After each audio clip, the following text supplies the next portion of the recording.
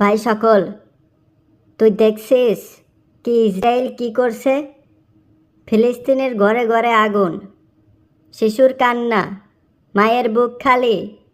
এটা যুদ্ধ না, এটা তো জাতিগত নিধন।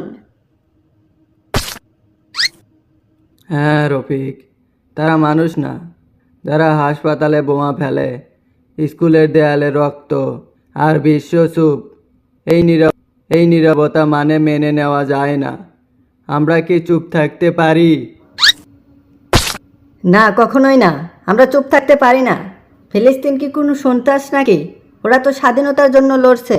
ওদের ঘর, ওদের মাটি তারা ফিরে পেতে চায়, বাঁচার অধিকার তাদের আছে। ইহুদি রাষ্ট্রের নামে যদি তুমি জাতিকে মুছে ফেলো, তাহলে তুমি নিজেই মানুষ না। আমরা বলবো, আবারও বলবো, ফিলিস্তিন থাকবে, ইসরায়েলের দমন থাকবে না। চ্যানেলটি সাবস্ক্রাইব করে রাখবে বন্ধুরা, সামনে আরও ভিডিও আসবে, প্রতিবাদী ভিডিও। সাবস্ক্রাইব করে উৎসাহ দিতে থাকবে ইনশাল্লাহ।